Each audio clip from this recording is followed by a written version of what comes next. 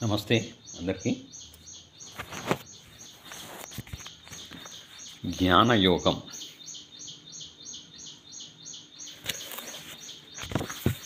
స్వామి వివేకానంద.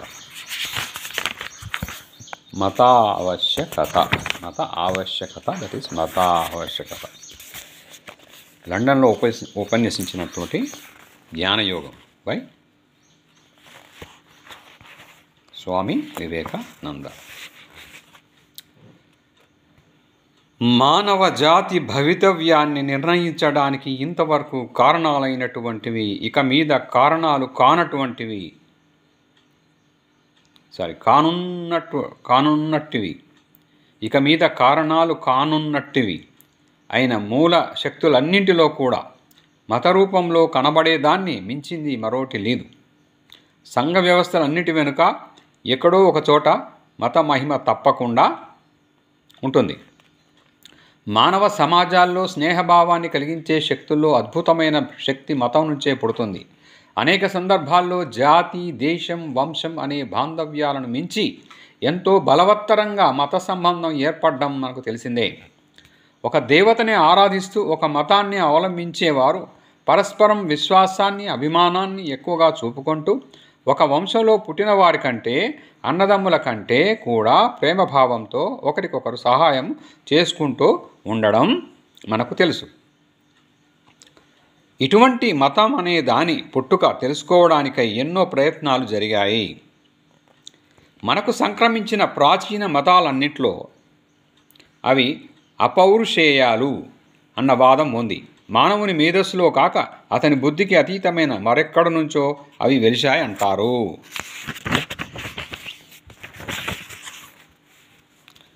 ఈనాటి విద్యావంతులు కొంతవరకు ఒప్పుకునే సిద్ధాంతాలు రెండు ఉన్నాయి. మతం పైతృకం అనే సిద్ధాంతం ఒకటి, అఖండ భావనలోని మార్పు అనే సిద్ధాంతం రెండవది. మతానికి మొదటి దశ పితృదేవత ఆరాధనమని ఒక పక్షం వారి వాదన, ప్రకృతిలోని మూలశక్తులకు రూపకల్పన చేయడం అని రెండవ పక్షం వారి వాదం. మరణించిన తన బంధువులని స్మరించుకోవాలన్న కోరిక మనిషిలో ఉంటుంది. శరీరం నాశనమైన తర్వాత కూడా వారు సజీవులుగా ఉన్నట్టుగానే భావించుకొని వాళ్లకు పిండదానాలు చేస్తూ వాళ్ళని ఆరాధించాలనుకుంటారు. దీని నుండి మతం అనేది పుట్టింది. ఈజిప్టు, బాబిలోనియా, చైనా, అమెరికా మొదలైన దేశాల్లోని ఆయా జాతుల ప్రాచీన మతాలను పరిశీలిస్తే పితృదేవతల పూజే మతానికి అది మొదలు అనే సూచనలు స్పష్టంగా కనిపిస్తాయి. ప్రాచీన కాలపు ఈజిప్టు దేశస్థులు ఆత్మ అంటే ఒక విధమైన సూక్ష్మ శరీరమని భావించారు. ప్రతి మనిషి శరీరం లోపల దాన్ని పోలిన మరో శరీరం ఇమిడి ఉంటుంది. ఆ వ్యక్తి మరణించినప్పుడు ఆ సూక్ష్మ శరీరం వాని స్థూల శరీరం నుండి వెళ్ళిపోతుంది. కానీ అది సజీవంగానే ఉంటుంది. అదైనా ఆ స్థూల మృత శరీరం శిథిలం కాకుండా ఉండేంత వరకే. కాబట్టి ఈజిప్టు వాళ్ళు మృత శరీరాలు శిథిలమైపోకుండా ఎంతో శ్రద్ధతో కాపాడేవాళ్ళు. పిరమిడులనే 4 కోణాలున్న గోపురాల్లాంటి పెద్ద పెద్ద సమాధులు కట్టి వాళ్ళు ఆ శరీరాన్ని కాపాడేవాళ్ళు. బాహ్య శరీరంలో ఏ భాగమైనా పాడైతే అలాంటి నష్టమే సూక్ష్మ శరీరానికి కలుగుతుందని వాళ్ళ నమ్మకం. ఇది పితృదేవతారాధన అనడం స్పష్టం. బాబిలోనియాలోని ప్రజలకు కూడా ఇలాంటి సూక్ష్మ శరీరం ఒకటి ఉందనే నమ్మకం ఉంది. కానీ కొంచెం తేడా ఉంది. ఆ సూక్ష్మ శరీరానికి ప్రేమ అనేది ఉండదంటారు. తనకు ఆహారం, నీళ్లు ఇవ్వమని బ్రతికున్న వాళ్ళను అది బెదిరిస్తుందట.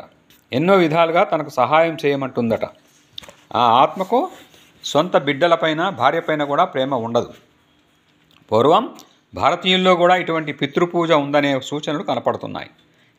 చైనా వాళ్ళ మతానికి కూడా పునాది పితృపూజనమే అని చెప్పవచ్చు. ఇప్పటికీ వాళ్ళ దేశంలో ఇదే పరిస్థితి. పితృదేవతారాధనం ఒక్కటే ఆ దేశంలో వర్ధిల్లుతున్న మతమని కూడా చెప్పవచ్చు. ఇలా పితృపూజనమే మతానికి మూలమని వాదించే వాళ్లకు ప్రబలమైన ఆధారం ఒక పక్షంలో ఏర్పడుతుంది. మతం ప్రకృతి శక్తుల ఆరాధన నుండి పుట్టిందని ప్రాచీన ఆర్య గ్రంథాల నుండి ఉదాహరణలు చూపే పండితులు రెండో పక్షం వాళ్ళు.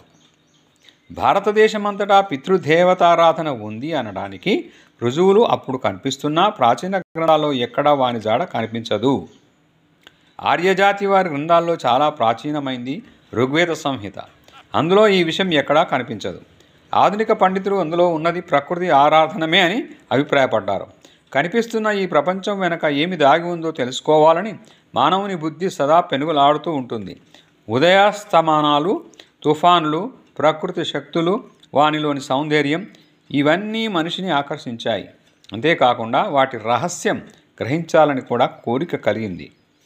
ఆ ప్రకృతి ఘటనలను సుగుణాలుగా భావించి ఒకప్పుడు అందమైనవి, మరొకప్పుడు ప్రకృతికి అతీతాలుగా ఉన్నవే అయినా శరీర ఆత్మలను వానిలో ఆరోపించసాగారు. అటువంటి ప్రయత్నాలు చేసినప్పుడు ఈ ప్రకృతి సంఘటనలు మొదట సుగుణాలుగా భావన చేయబడినా లేకున్నా చివరికి అవి నిర్గుణాలుగా భావించడం జరిగింది. గ్రీకుల విషయంలో కూడా ఇదే జరిగింది. వాళ్ళ పురాణాలంతా నిర్గుణారోపణతో కూడిన ప్రకృతి ఆరాధనే. ప్రాచీన కాలపు జర్మనులు, స్కాండినేవియన్లు ఇంకా ఇతరులైన ఆర్యజాతుల విషయంలో కూడా ఇలాగే జరిగింది. కాబట్టి ప్రకృతి శక్తుల్ని సగుణాలుగా భావించడంతోనే మతం ప్రారంభమైందను రెండవ పక్షానికి వాదబలం చేకూరుతోంది.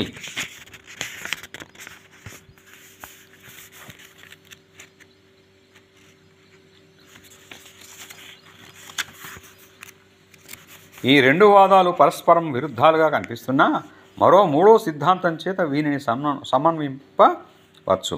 అదే మతానికి నిజమైన అంకురమని నాకు అనిపిస్తుంది. ఇంద్రియాలు ఏర్పరిచే హద్దులను అతిక్రమించే ప్రయత్నమే అది అని నా భావన. మనిషి తన పూర్వీకుల అంటే మరణించిన వారి ఆత్మల కోసం అన్వేషిస్తుంటాడు. అంటే ఈ శరీరం నాశనమైన తర్వాత నిలిచిన దాన్ని గురించి తెలుసుకోవడానికి ప్రయత్నిస్తాడన్నమాట. లేదా మహత్తరమైనటువంటి ప్రకృతి వికారాలకు, మార్పులకు మూలమైన మహాశక్తిని గ్రహించాలని ప్రయత్నిస్తూ ఉంటాడు. ఈ రెండింటిలో ఏదైనా ఒకటి మాత్రం స్పష్టం. మనిషికి తన ఇంద్రియ పరిమితుల్ని దాటిపోవాలని ప్రయత్నిస్తున్నాడు. అతడు తన ఇంద్రియాలతో తృప్తి పొంది ఉండలేడు. వారిని అతిక్రమించాలని చూస్తుంటాడు. దీనికి కారణం తెలిసిందే. మతాన్ని గూర్చి, అమృతత్వాన్ని గూర్చి మొట్టమొదటి భావన కళల ద్వారా కలుగుతుందని నాకు అనిపిస్తుంది. కళ ఒక విచిత్రావస్థ. పసివాళ్ళు, పామరులు జాగ్రత్త, స్వప్నావస్థలకు గల భేదాన్ని అంతగా గ్రహించలేరని మనకు తెలుసు. నిద్రావస్థలోని శరీరం మృతి చెందినట్లుగా కనిపిస్తుంది. కానీ మనసు దాని విచిత్ర చర్యలను అన్నిటినీ సాగిస్తూనే ఉంటుందన్న వాదన. వాళ్ళకు సహజంగా కనిపించడంలో ఏమాత్రం ఆశ్చర్యం లేదు. అట్లే ఈ శరీరం మరణించిన తర్వాత కూడా ఇటువంటి చర్యలే జరుగుతూ ఉంటాయనుకోవడం విడ్డూరం కాదు. అలౌకిక సంఘటనల్ని ఇలా గ్రహించడం చాలా సహజమని నా అభిప్రాయం. ఈ స్వప్న భావనను ఆధారం చేసుకొని మానవుని బుద్ధి క్రమక్రమంగా ఉత్తమ భావనలకు ప్రయత్నిస్తుంది. కాలం గడిచే కొద్దీ మనుషుల్లో చాలామంది ఈ కళలు జాగ్రత్త అవస్థలో రుజువయ్యేవి కాకుండా స్వప్నావస్థలో వేరొక స్థితిని పొందక తాను మేల్కొని ఉన్నప్పటి అనుభవాలనే మళ్ళీ మళ్ళీ జ్ఞాపకం చేసుకుంటాడని గ్రహించారనడం వాస్తవం. అయినప్పటికీ అప్పటికే తత్వాన్వేషణ ప్రారంభమైంది. ఆ విచారణ అంతర్ముఖమైంది. మనస్సు యొక్క సూక్ష్మతర స్థితుల్ని గూర్చి విమర్శనను సాగించి జాగ్రత్త స్వప్నములను మించిన సూక్ష్మతరావస్థలను కనుగొన్నారు. ప్రపంచంలోని సుస్థిరమైన మతాలన్నింటిలో ఈ దశ అంటే అవస్థ పేర్కొన్నారు. దాని తన్మయత ఎకస్టసీ లేదా దివ్య ప్రేరణ ఇన్స్పిరేషన్ అంటారు. ఆ మతాలన్నింటిలో ఆయా మతస్థాపనాచార్యులు, ప్రవక్తలు, ఉపదేశకులు జాగ్రత్త నిద్రావస్థలకు భిన్నమైన మనోదశలను పొందినట్లు ఆ స్థితిలో వాళ్ళు ఆధ్యాత్మికము అనబడే కొత్త అనుభవాల్ని పొందినట్లు చెప్పారు. జాగ్రత్తావస్థలో కంటే గొప్పగా వాళ్ళు ఆ స్థితిలో గొప్ప విషయాలను గ్రహించారు. ఉదాహరణకు బ్రాహ్మణులలోని మతాలను చూడండి. వేదాలను ఋషులను రచించారంటారు. కొన్ని సత్యాల్ని ఆరోక్షానుభూతుల వల్ల గడించిన వారే ఈ ఋషులు. ఋషి అంటే మంత్రద్రష్ట, అంటే వేద మంత్రాలలో ఉన్న భావాల్ని దర్శించిన వాడిని అర్థం. అతీంద్రియ విషయాలను గూర్చి దర్శించారు అన్న పదాన్ని ప్రయోగించడానికి ఒప్పుకుంటే కొన్ని గొప్ప సత్యాలను తాము దర్శించామని, వారిని గ్రంథస్థం చేశామని వారు ప్రకటించారు. ఇటువంటి సత్యాలని యూదులు, క్రైస్తవులు ప్రవచించారు. దక్షిణ శాఖ సాంప్రదాయం వాళ్ళైన బౌద్ధుల విషయంలో ఈ విషయంపై ఒకంత ఆక్షేపణకు అవకాశం ఉంది. బౌద్ధులు భగవంతుడన్నా ఆత్మ అన్నా నమ్మరు కదా. అలాంటప్పుడు వారి మతానికి అతీంద్రియావస్థలోని అనుభవాలు ఎలా ఆధారాలవుతాయని ప్రశ్నించవచ్చు. దానికి సమాధానం ఏమిటంటే, బౌద్ధులు కూడా శాశ్వత నీతిని లేదా ధర్మాన్ని కనిపెట్టారు. ఆ నీతి ధర్మం హేతుబద్ధమైన విచారం వల్ల జన్మించింది కాదు. బుద్ధుడు అతీంద్రియావస్థలో దాన్ని కనిపెట్టి ప్రకటించారు. ది లైట్ యాప్ ఏషియా అన్న మనోహర పద్యకావ్యంతో బుద్ధ చరిత్ర సంగ్రహంగా ఉంది. అతీంద్రియావస్థను పొందేంత వరకు బుద్ధుడు ఒక అశ్వత్థ వృక్షం కింద కూర్చున్నాడని ఆ గ్రంథంలో ఉంది కదా. ఆయన ఉపదేశాలన్నీ అటువంటి దివ్యావస్థలో లభ్యమైనవే కానీ తర్కబద్ధమైన ఆలోచనల మూలంగా లభించినవి కావు. ఈ విధంగా అన్ని మతాలు ఒక మహత్తరమైన భావాన్ని ప్రకటిస్తున్నాయి. మానవుడి మనస్సు కొన్ని సమయాల్లో ఇంద్రియాతీత క్షేత్రాలకు పోవడమే కాక యుక్త విచార క్షేత్రాన్ని కూడా దాటిపోతుందట. అప్పుడది ఇంద్రియాలు ఎప్పుడూ అనుభవించనట్టి, తర్కానికి నిలవనట్టి సత్యాన్ని ప్రత్యక్షంగా చూడగలుగుతుంది. ఇట్టి సత్యాలే ప్రపంచంలో అన్ని మతాలకు మూలాధారాలు. వీటిని గూర్చి సందేహం వెలిపుచ్చడానికి, తర్కంతో పరీక్షించడానికి మనకు అధికారం ఉంది. నిజమే, కానీ లోకంలోని అన్ని మతాలను, ఇంద్రియ ఆవరణలను, తర్కపు హద్దుల్ని దాటిపోగల ఈ విచిత్రమైన శక్తి మనసుకు ఉందని సిద్ధాంతీకరిస్తున్నాయి. మతాలన్నీ ప్రకటించే ఈ విషయాలు ఎంతవరకు నిజం అనే విచారణ అటుండనిచ్చి, ఒక విశేషం మాత్రం వాటి అన్నిటికీ సామాన్యమే కనిపిస్తోంది. పదార్థ విజ్ఞాన శాస్త్రం కనిపెట్టిన ప్రత్యక్ష రూప సత్యాలన్నింటివి కాక ఇవన్నీ కేవలం మనసుకే అర్థమయ్యేవి. బాగా వ్యవస్థాపితములైన అన్ని మత తత్వాలలో ఇవి కేవలం భావమయ వ్యక్తి అని కానీ, సర్వవ్యాపి అని కానీ, అనుభూతి గోచరుడైన దేవుడు అని కానీ, నీతి శాసనమని కానీ, అస్తిత్వం కలిగిన ప్రతిదానికి ఆధారమైన మూలసత్వం అని కానీ చెప్పబడుతున్నాయి.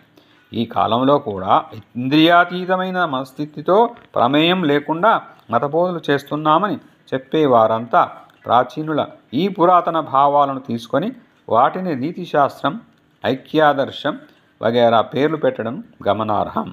దీన్ని బట్టి ఈ భావకల్పనం ఇంద్రియాలలో ప్రభవించడం లేదని తేలుతుంది. మనలో ఎవరు కూడా సంపూర్ణ ఆదర్శమూర్తి అయిన మానవుని చూడలేదు.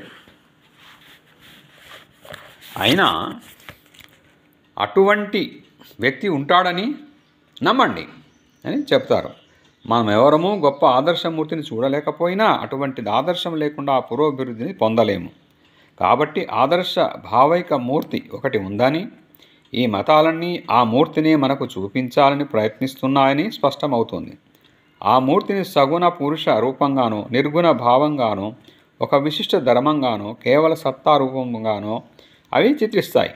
ఆ ఆదర్శంతో తాదాత్మ్యం పొందాలనే మనం నిరంతరం శ్రమిస్తున్నాం.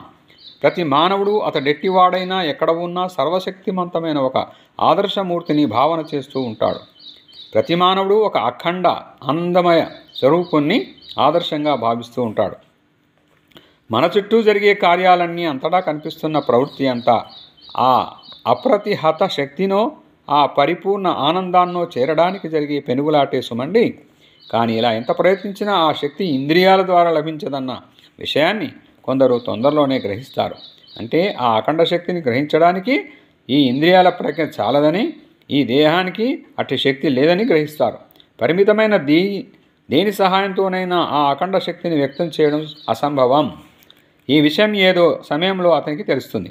ఈ విరామమే, అంటే ఈ ప్రయత్నాన్ని వదలడమే నీతి ధర్మానికి పునాది. పరిత్యాగమే నీతి సూత్రానికి ఆధారం. త్యాగశీలంపై ఆధారపడదని నీతి శాస్త్రాన్ని ఎవరూ బోధించరు.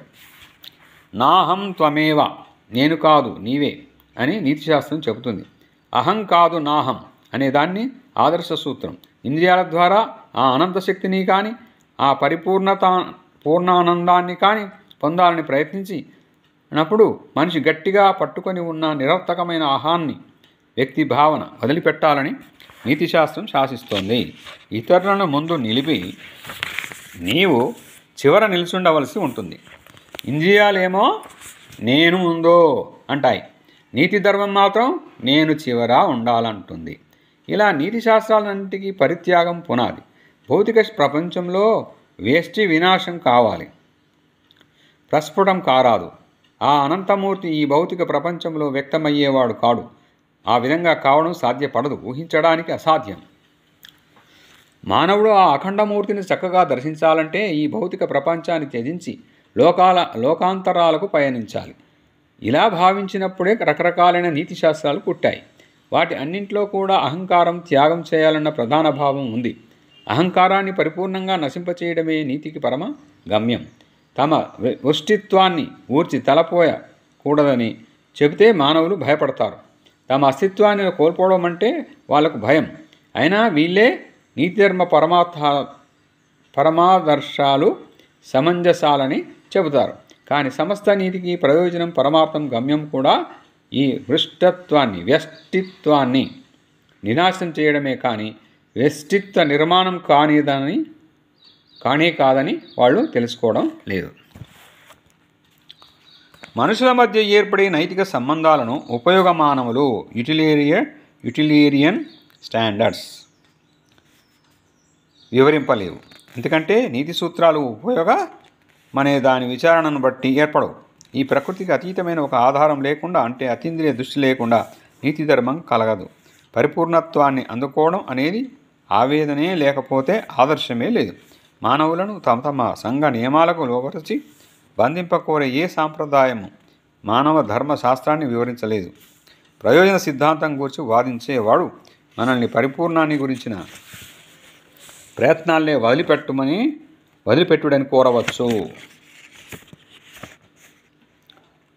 అతీంద్రియానుభవాలలో సంసాధన చేయడం సాధ్యం కాదని, అది ఒక వెర్రి ప్రయత్నమని వాదించవచ్చు. కానీ అలా చెబుతూనే నీతితో సంఘానికి మేలు చేయండి అని హెచ్చరిస్తాడు. మనం సత్యార్థం ఎలా చేయాలి? సత్కార్యం అనేది అవాంతర సెకండరీ విషయం.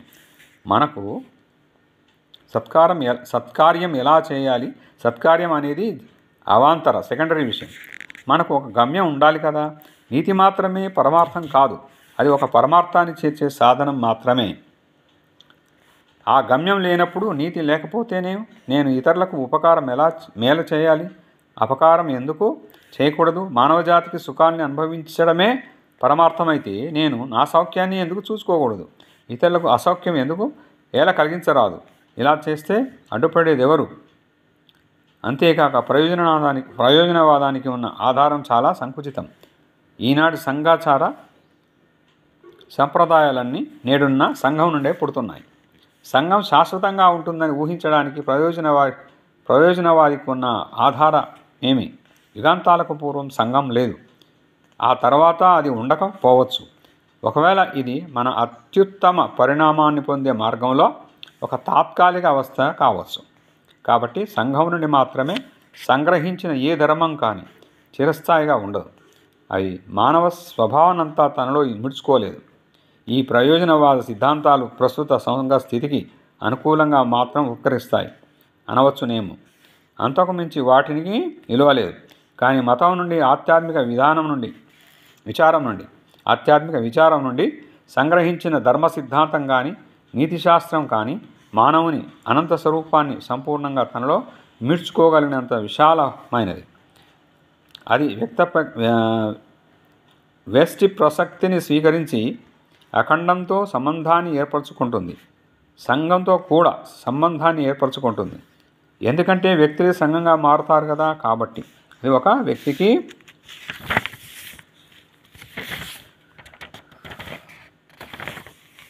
అతని శాశ్వత జీవనానికి కూడా వర్తిస్తుంది. అట్లే సంఘం అంతటికి ఆ సంఘం ఏ కాలంలో ఏ స్థితిలో ఉన్నా కూడా వర్తిస్తుంది. కాబట్టి మానవ జాతికి ఆధ్యాత్మికమైన మతం ఎప్పుడూ అవసరమని మనం గ్రహించవచ్చు. జడ పదార్థాలను గూర్చి ఆలోచిస్తూ ఉండడం ఆనందంగా ఉండవచ్చు, కానీ మనిషి ఎప్పుడూ దాన్నే తలుచుకుంటూ ఉండలేడు. ఆధ్యాత్మిక విషయాలను గురించి ఎక్కువగా ఆలోచిస్తూ ఉంటే ఈ ప్రపంచంలోని వ్యవహారాలకు అడ్డు కలుగుతుందనే వాదం ఒకటి ఉంది. మనం ముందు ఈ లోక వ్యవహారాలను గురించి శ్రద్ధ వహించాలి అని, పూర్తయిన తర్వాత పరలోకాలను గురించి ఆలోచించవచ్చు అనే వాదం చైనా దేశ ఋషి అయిన కన్ఫ్యూషియస్ నాటి ప్రాచీన కాలంలో ఉంది. ఈ లోకాన్ని గూర్చి శ్రద్ధ పూనడం మంచిదే. కానీ పారమార్థిక విషయాలను గురించి ఆలోచించినప్పుడు ప్రపంచ ప్రపంచ వ్యవహార సంబంధాలు కొంచెం విచ్ఛిన్నమైతే ఇహలోక వ్యవహారాలను గూర్చి మాత్రమే ఎక్కువ ఆలోచిస్తుంటే ఇహపరాలకు ఈ రెండింటికి భంగం కలుగుతుందే. ఇది మానసిక నాస్తికులనుగా చేస్తుంది. మనిషికి ప్రకృతి పరమగమ్యం కాదు కదా. అంతకన్నా ఉత్తమమైన పరమార్థం ఒకటి ఉంది. ప్రకృతిని అతిక్రమించాలని ప్రయత్నించేంతే వరకే మానవుడు అనిపించుకోవడానికి అర్హుడవుతాడు. ఈ ప్రకృతి బాహ్యమని అంతరమని రెండు రకాలు. మన శరీరంలోనూ దాని వెలుపలను ఉండే జడ పదార్థ పరిమాణాన్ని పాలించే ధర్మమే కాకుండా అంతరమై ఉన్న సూక్ష్మతర ప్రకృతిని పాలించేవి కూడా. ఈ ప్రకృతి శబ్దంలో చేరుతుంది. బాహ్య ప్రకృతిని కూడా పరిపాలించే మూలశక్తి నిజానికి ఈ సూక్ష్మతర ప్రకృతి. బాహ్యతర ప్రకృతిని జయించడం ఘనకార్యమే, కానీ మన లోపలి ప్రకృతిని జయించడం అంతా గొప్ప కార్యం కాదు. కానీ మన లోపలి ప్రకృతిని జయించడం ఇంకా గొప్ప కార్యం అవుతుంది. ఈ నక్షత్రాన్ని గ్రహాన్ని పాలించే ధర్మాన్ని గ్రహించడం గొప్ప విషయమే, గౌరవించదగిన విషయమే. కానీ మానవుని విషయ వాంఛల్ని, భావాల్ని, ఇచ్ఛాశక్తిని పాలించే ప్రకృతి ధర్మాల్ని తెలుసుకోవడం ఎంతో గొప్పది, గౌరవించదగింది అయిన విషయం. ఈ అభ్యంతర పురుషుణ్ణి జయించడం, మనిషి మనసులో ఉండే సూక్ష్మతర చర్యల రహస్యాన్ని గ్రహించడం పూర్తిగా మతానికి మాత్రమే సంబంధించిన పని. మానవ ప్రకృతి అంటే సామాన్య మానవ ప్రకృతి గొప్ప ఆది భౌతిక విషయాలని గ్రహించాలనుకుంటుంది. సామాన్యుడికి మిక్కిలి సూక్ష్మమైన విషయాలేమీ తెలియవు. అందుచేతనే పామరులైన వాళ్ళు వేలాది గొర్రెపిల్లల్ని చంపే సింహాన్ని చూసి మెచ్చుకుంటారు. అది సింహానికి తాత్కాలికంగా విజయాన్ని కలిగించిన గొర్రెపిల్లల పాలిట మృత్యు అవుతుందని వాళ్ళు ఒక్క క్షణం ఆగి ఆలోచించరు. పశు బలాన్ని ప్రకటిస్తే వాళ్ళకు సంతోషం కలుగుతుంది. సరే, మామూలు మనుషులు ఇలా ఉన్నారు. బాహ్య విషయాలను చూసి వాళ్ళు ఆనందిస్తారు. కానీ ప్రతి సంఘంలో కూడా ఇంకా తెగవారున్నారు. వాళ్ళు ఆనందం ఇంద్రియానుభవంలో లేదు, దానికి అతీతంగా ఉంటుంది. ఈ జడ పదార్థానికి అతీతంగా ఉండే దాని జాడను వాళ్ళు అప్పుడప్పుడు తెలుసుకుంటుంటారు. దాన్ని పొందడానికి వాళ్ళు గిజగిజలాడతారు. వివిధ జాతుల చరిత్రను విమర్శన దృష్టితో చదివితే ఇలాంటి మనుషుల సంఖ్య ఏ జాతిలో ఎక్కువగా ఉంటుందో ఆ జాతి ఔన్నత్యాన్ని పొందుతుందని, పరిపూర్ణాన్ని కూర్చిన ఈ అన్వేషణం ప్రయోజనవాదులు అది వ్యర్థమైనదంటారేమో. ఏ జాతిలో క్షీణిస్తో అది ఆ జాతి దైన్యాన్ని పొందుతుందని మనం గ్రహించవచ్చు. అంటే ఏ జాతికైనా దాని ఆధ్యాత్మిక వర్తనమే సౌష్ఠవానికి మూలాధారమని. ఈ ఆధ్యాత్మిక చింతన క్షీణించి నాస్తికత బలపడినప్పుడు ఆ జాతికి మరణ చిహ్నాలు మొదలవుతాయని అర్థం. మత విచారం వల్ల మనం నేర్చుకోగలిగిన సుస్థిర విషయాలను, సత్యాలు అటుంచి, అందువల్ల మనం అనుభవించేదాలే ఆనందం అటుంచి, మతాన్ని ఒక శాస్త్రంగా, ఒక అధ్యయనాంశంగా మాత్రమే గ్రహించినా దానివల్ల మనిషి బుద్ధికి లభించగల వ్యవసాయం సైతం మిక్కిలి శ్రేయస్కరం, ఉత్తమోత్తమం అయి ఉంటుంది. పరిపూర్ణాన్ని గూర్చిన విచారణ, ఆ అఖండ స్వరూపాన్ని అర్థం చేసుకోవడానికి చేసే ప్రయత్నం, ఇంద్రియ అనుభవాల్ని అంటే భౌతిక ప్రపంచాన్ని దాటిపోవాలనే చేష్ట, ఆధ్యాత్మిక పురుషుడిగా పరిణతి చెందాలనే కోరిక. ఇంతెందుకు, పరిపూర్ణంతో తాదాత్మ్యాన్ని పొందడానికి రాత్రింబవలు సాగించే సాధన. ఈ తీవ్ర ప్రయత్నమే మానవుడు చేయగలిగిన సాధనలలో అంతటికీ గొప్పది, గౌరవింపదగినది అనడానికి సందేహం లేదు. కొందరు తినడంలో ఆనందాన్ని పొందుతారు. వాళ్ళను ఎగతాళి చేయడానికి మనకు అధికారం లేదు. మరికొంతమంది కొన్ని వస్తువుల్ని సేకరించి పెట్టుకోవడంలో ఆనందాన్ని పొందుతారు. వాళ్ళు అలా చేయకూడదనడానికి మనకు అర్హత లేదు. అట్లే ఆధ్యాత్మిక విచారంలో మహానందాన్ని అనుభవించే పురుషుణ్ణి చూసి కాదనడానికి వాళ్ళు అర్హులు కారు.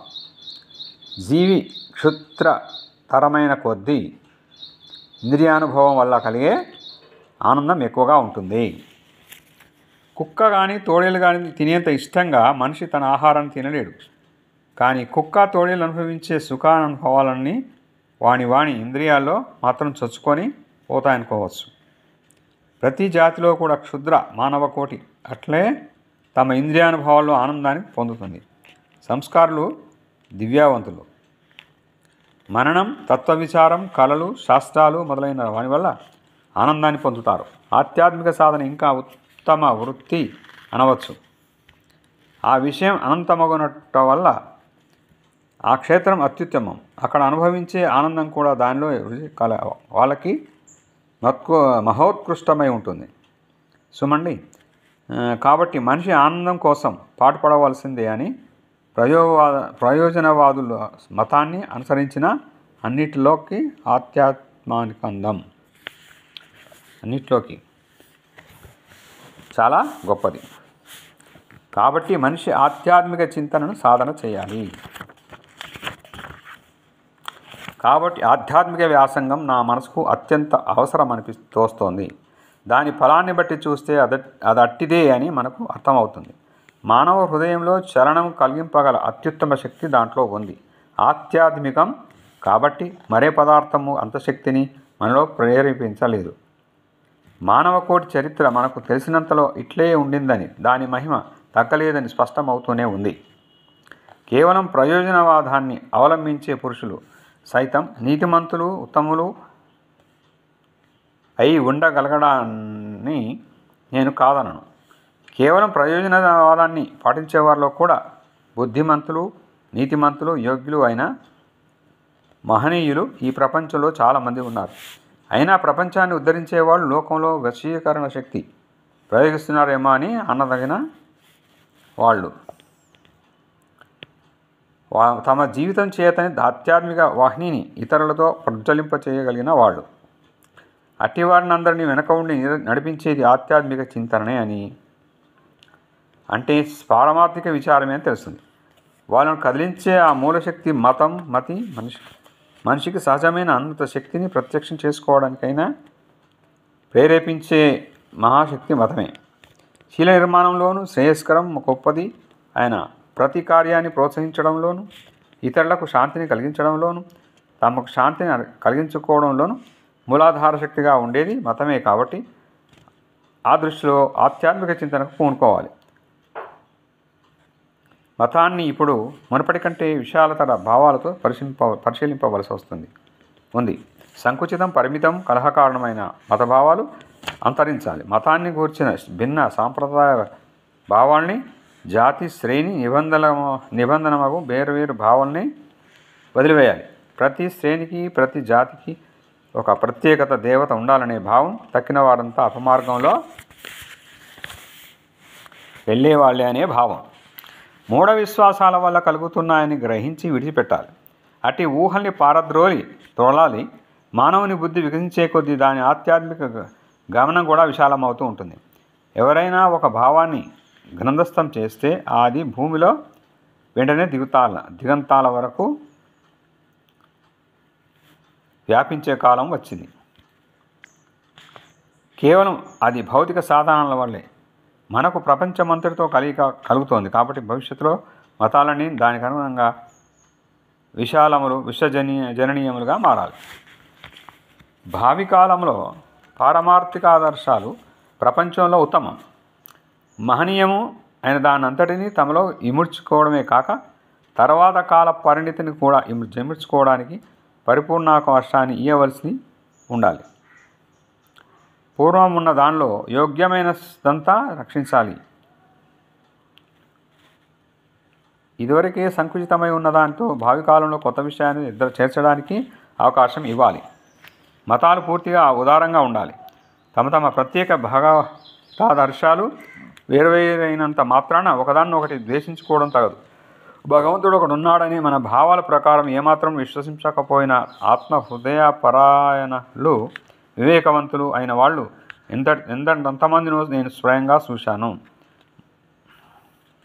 మనకంటే కూడా ఎక్కువ వాళ్ళు భగవంతుని గురించి గ్రహించేవారు. సగుణ బ్రహ్మాస్త్రం, నిర్గుణ బ్రహ్మం పరిపూర్ణం, నిర్గుణ బ్రహ్మం పరిపూర్ణం, నీతి, ధర్మం, స్థితప్రజ్ఞత్వం మొదలైనవన్నీ మత నిర్వచనంలో ఇమిడి ఉండాలి. ఈ విధంగా మతం విశాలమైందైతే నూరింతలు ఎక్కువగా అది మేలు కలిగిస్తుంది. మతాలు శక్తిమంతాలైనప్పటికీ సంకుచితాలవడం వల్ల ప్రపంచంలో మేలు కంటే కీడుని ఎక్కువగా కలిగిస్తున్నాయి. ఈ కాలంలో కూడా ఎన్నో మత సాంప్రదాయాలకు, సమాజాలకు దాదాపు ఒకే విధమైన ధర్మాదర్శాలే ఉన్నాయి. అయినా ఒకరు ఆ ఆదర్శాన్ని ప్రకటించే రీతిని తప్పి ఏ కొంత భేదంతోనో మరొక వాణిని ప్రకటించడం వల్ల తమలో తాము పోరాటాలు చేస్తుండడం మనం చూడవచ్చు. కాబట్టి మతాలు విశాలంతరంగా ఉండి తీరాలి. మతభావాలు జననీనాలు, అఖండాలు కావాలి. అప్పుడే మతం పూర్ణ ప్రయోజనకారి కాగలదు. మత మహిమ ఇప్పటికిప్పుడే ప్రపంచానికి తెలియదు.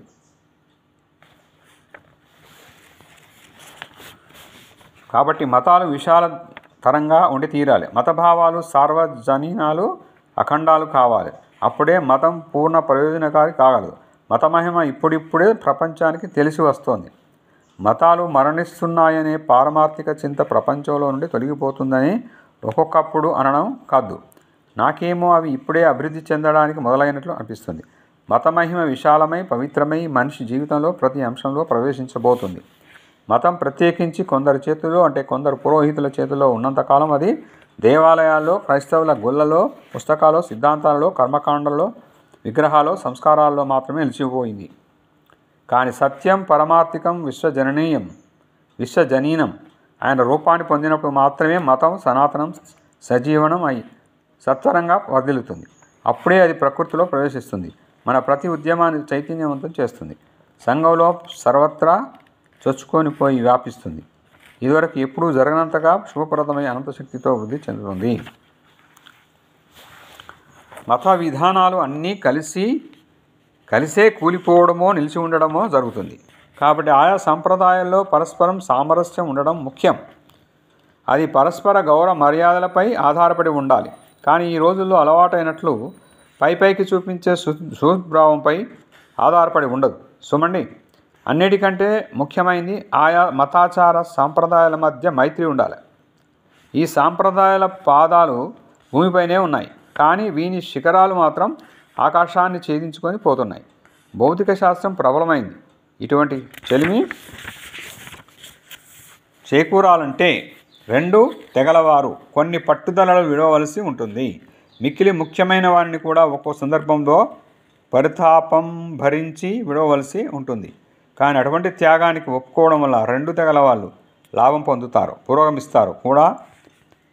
పర్యవసానం దేశకాలాలచే కట్టుబడక, మనసుకు ఇంద్రియాలకు అందిరాక వినీకతీతంగా ఒప్పుతూ వ్యక్తారము అంతము అయిన ఏకమే ద్వితీయం అగు ప్రజ్ఞానాన్ని కలుపుకొని దానిలో ఐక్యం పొందగలుగుతుంది.